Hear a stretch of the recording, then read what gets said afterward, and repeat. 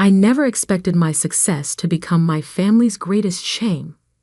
But standing in my parents' lavishly decorated dining room on Christmas Eve, watching my mother's face contort with disgust as I described my latest business venture, I realized some people prefer comfortable lies to uncomfortable truths. My name is Marcus Sullivan, and this is the story of how I went from family disappointment to the owner of my parents' dream mansion. Though looking back, I'm not sure which title weighs heavier. The evening had started like any other family gathering at the Sullivan estate, a sprawling Victorian mansion my parents had stretched themselves thin to purchase 5 years ago. My sister Amanda, the golden child with her perfect law degree and politician husband, had already arrived with her 2 children. They were seated at the mahogany dining table that had been in our family for generations, everyone dressed in their Christmas best. I adjusted my simple blue sweater, suddenly feeling underdressed among their designer outfits. But then I reminded myself that the watch on my wrist cost more than their combined wardrobes, not that anyone would recognize the understated timepiece for what it was. That was the thing about real wealth. It didn't need to announce itself. "Marcus," my mother called out, her voice carrying that familiar note of disappointment. "You're late again. I suppose punctuality isn't important in your— what are you calling it these days? Your startup?" I took my assigned seat, the wobbly chair at the far end of the table, as far from the head as possible. Some things never changed. "Actually, Mom, we just closed our Series B funding round. $15 million in new investment." The silence that followed was deafening. Amanda's husband Richard snorted into his wine glass. $15 million? Come on, Marcus. We all know these tech companies inflate their numbers. What do you really do all day? I could have told them about the revolutionary AI architecture we developed, about our contracts with 3 Fortune 500 companies, about the acquisition offers I'd already turned down. Instead, I just smiled and reached for the bread basket. "We solve problems, Richard. Big ones. Problems." My father finally spoke up from the head of the table, his voice carrying the weight of decades of disapproval. "The only problem I see is you wasting your life on these fantasies. Your sister made partner at her firm this year. What have you achieved?" I watched as Amanda preened under our father's praise, adjusting her perfectly styled hair. "Daddy's right, Marcus. It's time to grow up. I could get you an interview at the firm. Something entry-level, of course. You'd have to work your way up." "That's very kind," I said, cutting into my turkey. "But I'm good where I am." My mother's fork clattered against her plate. "Good? Good? You live in that tiny apartment, drive that old car, and wear the same clothes year after year. How is that good?" What they didn't know was that my tiny apartment was actually the entire top floor of one of the city's most exclusive buildings. My old car was a deliberately understated luxury model with custom engineering. And my same clothes were handmade by artisans who didn't advertise their work with logos or labels. But before I could respond, Richard jumped in. "I heard through some contacts that your company's burning through cash. No real revenue, just fancy presentations and big promises. Classic tech bubble stuff." I raised an eyebrow. "Your contacts?" "I have friends in venture capital," he boasted, straightening his tie. "They say your whole sector is about to crash. Smart money's getting out." I had to suppress a laugh. The smart money he was referring to was likely the Mills Brothers Fund, the same one that had practically begged to lead our latest funding round. I turned them down, preferring to work with investors who actually understood our technology. "Richard," I said calmly, "maybe your friends should do better due diligence." My mother slammed her hand on the table, making the crystal glasses jump. Stop it. Stop pretending to be successful.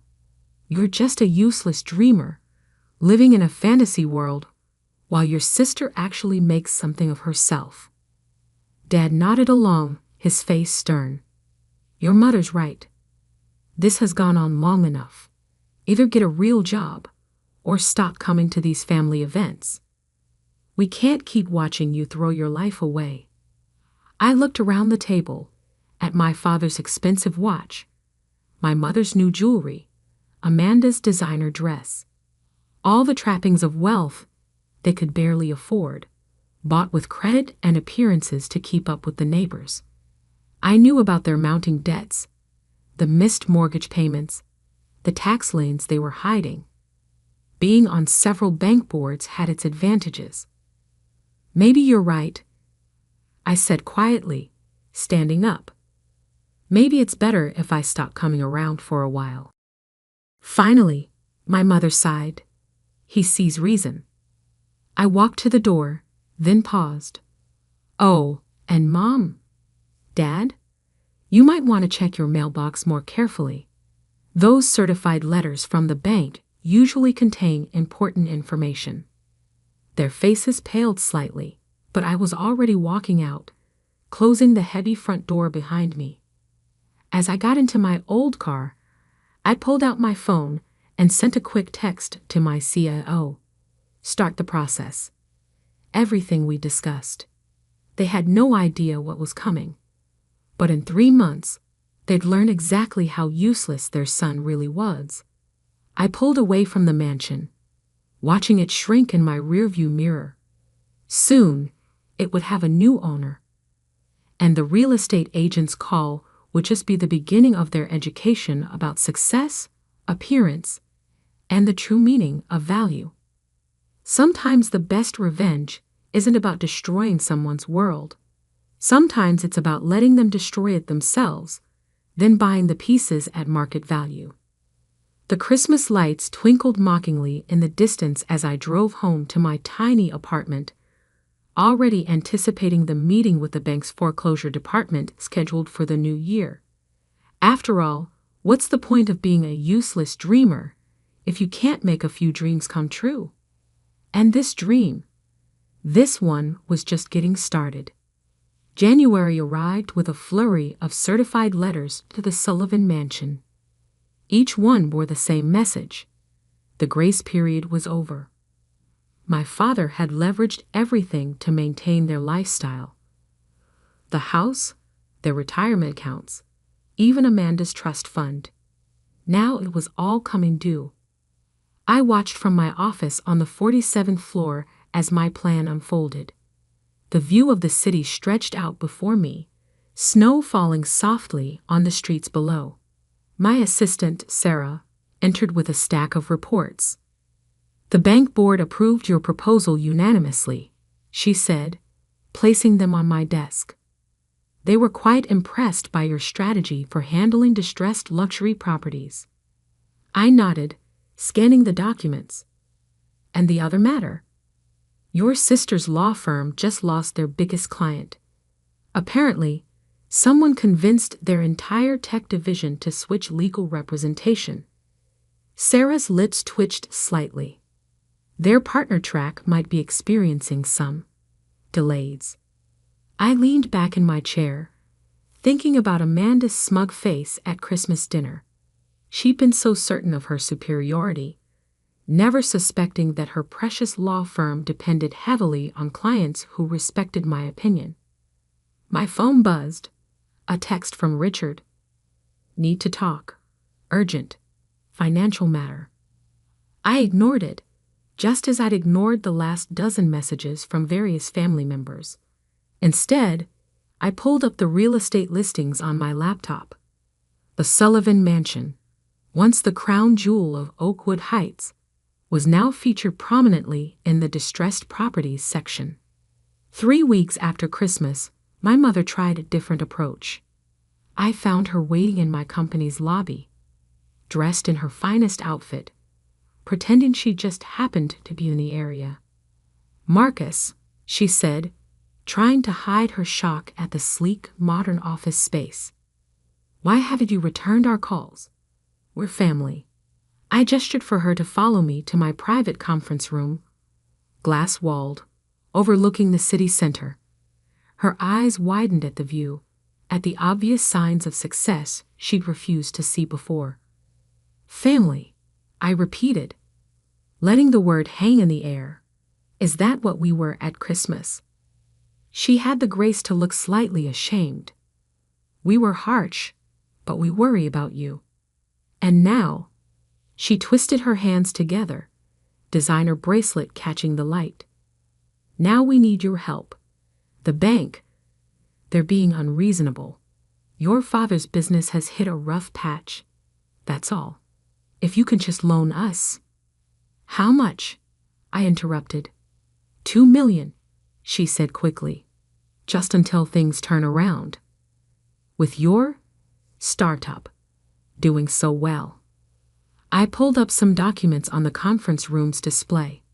"You mean the startup that was burning through cash? The one that made me a useless dreamer?" I scrolled through page after page of financial statements. "The one that just acquired your husband's largest competitor for $300 million. Mom's face went pale as she read the headlines, the acquisition announcements, the glowing profiles of our technology in major business publications. But Richard said—" "Richard?" I said calmly. "Gets his information from golf buddies and cocktail parties. I get mine from boardrooms and bank vaults. Speaking of which," I pulled up another document. "Did you know he's been lying about his own firm's finances? That bonus he's been bragging about. It bounced. Twice." She sank into one of the leather chairs, her carefully constructed world crumbling. "Marcus, please. We're about to lose everything." "No, Mom. You're about to learn the difference between appearing successful and being successful." I stood up, straightening my custom-made jacket. "The bank's foreclosure proceedings will continue. I suggest you start looking for a new place to live." "We'll be homeless," she cried. "Oh, I doubt that. Amanda's condo has a spare room, doesn't it? Though you might find it a bit cramped." I smiled, remembering all her comments about my tiny apartment. "Now, if you'll excuse me, I have a meeting with some venture capitalists. Real ones, not Richard's golf buddies." After she left, I called my real estate agent. "How's the Sullivan property looking?" "Bank's putting it up for auction next month. Given the market conditions and the property's issues, it should go for well below market value." "Perfect. Have everything ready. And make sure the purchase is made through one of our subsidiary holding companies. I don't want my name appearing until exactly the right moment." February brought record snowfall and a cascade of financial disasters for my family. Dad's business contracts dried up as word spread about his financial troubles. Amanda's partner track derailed as her firm struggled with departing clients. Richard's golf club quietly revoked his membership over unpaid dues. I watched it all from a distance, receiving regular updates, but never responding to their increasingly desperate messages. Each one reminded me of different Christmas dinners, different insults, different moments of dismissal and derision. The foreclosure notice appeared in the local paper on a Tuesday. By Wednesday, my mother had called 17 times. On Thursday, my father swallowed his pride and came to my office. He looked older, grayer, the weight of his collapsing empire evident in the slump of his shoulders. "Son," he said, the words sounding foreign on his lips. "I know we've had our differences." "Differences?" I kept my voice neutral. "Is that what we're calling it now?" "I was wrong," he admitted, staring at his hands. "About your business, about your choices. I see that now. But please, this house, it's your mother's dream home. We can't lose it." I pulled out my phone, showing him an email. You already have. The bank is auctioning it next week. Unless you can come up with $2 million by Monday, it's over. $2 million, he whispered. The same amount your mother asked to borrow. Interesting coincidence, I agreed. Unfortunately, my company has already allocated those funds to a different real estate investment. His eyes narrowed. You're buying properties now? Among other things, it's amazing what you can do with actual revenue and solid business fundamentals. He left my office a broken man, finally understanding that his son had surpassed him in every way that mattered. But he still didn't know the best part.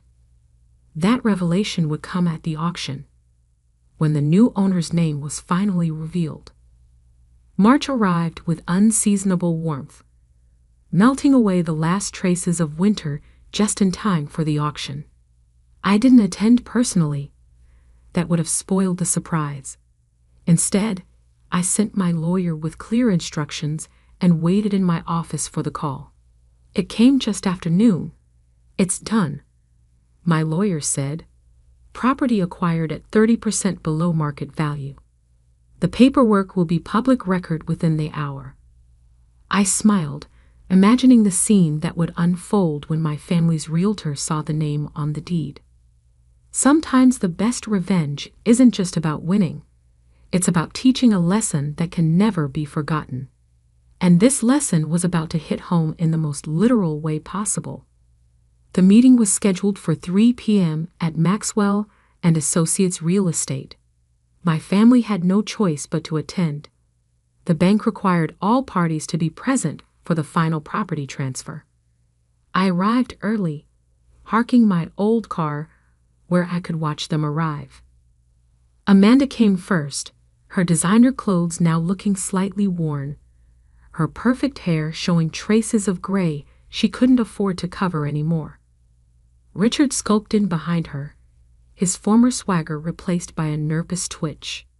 My parents arrived last, Mother dabbing at her eyes with a monogrammed handkerchief, Father looking like he'd aged a decade in 3 months.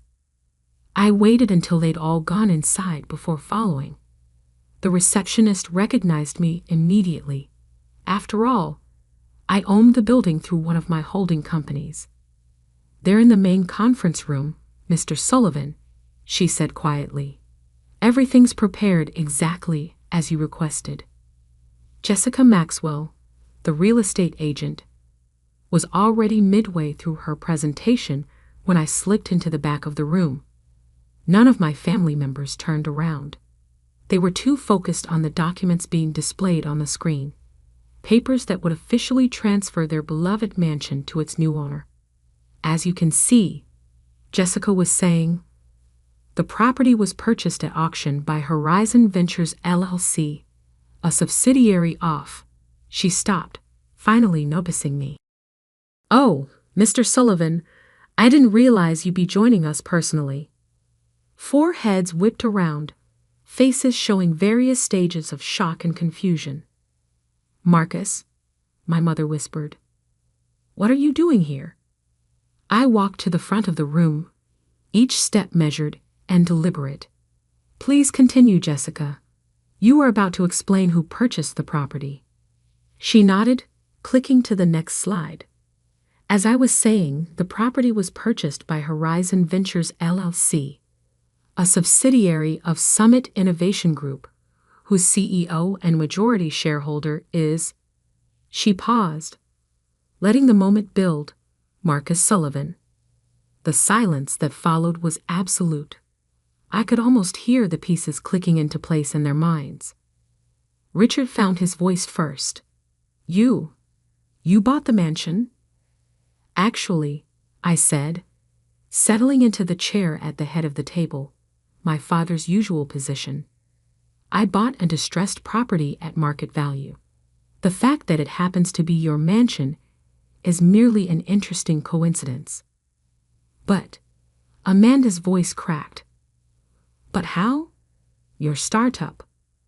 My company. I corrected her. which is now valued at just over $1 billion, thanks to our recent technological breakthroughs and strategic acquisitions, including, I believe, your law firm's largest client. Her face went pale as she finally made the connection. You were behind that? Along with Richard's club membership being revoked, Dad's contracts drying up, and several other recent developments. I spread my hands. Amazing how many doors open when you actually build something of value instead of just pretending to be valuable. My father's face had turned an interesting shade of red. This is revenge, then, for Christmas? Revenge? I laughed softly. No, this is a business transaction. The revenge was watching you all slowly realize that the son you called useless had built an empire right under your noses. The son you mocked now owns the roof over your heads. Mother began to cry, but her tears didn't move me. I'd seen too many of her performative breakdowns over the years. So what now? Amanda asked. You'll throw us out? Make us homeless? I pulled out a folder and slid it across the table. Inside, you'll find a rental agreement. The property will be managed by my company, and you can continue living there as tenants. The rent is set at market rate. No family discounts. If you can afford it, you can stay. And if we can't, Richard challenged, though his voice lacked its usual confidence, then I believe Amanda's condo has that lovely spare room you can use, though it might be a bit cramped. I smiled, remembering their comments about my apartment. Of course, you'll have to pay rent there too. I bought that building last week. The room erupted in chaos. Amanda burst into tears. Richard started making threats. Mother wailed about family loyalty. Only Father remained silent, staring at me with what might have been the first glimmer of respect I'd ever seen from him. I let them vent for a moment before standing. The rental agreement needs to be signed by Friday. If you choose not to sign, you'll need to vacate the property by the end of the month. Jessica will handle the details. I headed for the door, then paused. Oh, and one more thing. They all looked up, faces showing a mix of anger, fear, and dawning respect. Merry Christmas. A bit late, I know, but better than never, just like recognizing someone's true worth. The door clicked shut behind me, cutting off their responses. In the lobby, I nodded to the receptionist and stepped out into the spring sunshine. My phone was already buzzing with messages, probably more pleas and accusations from family members. I turned it off. Instead of heading back to my office, I drove to the mansion. The grand old house stood exactly as it had that Christmas night. But now I saw it differently. Not as a symbol of my family's rejection, but as a monument to how far I'd come. I parked in the circular driveway and walked up to the front door, inserting my new key.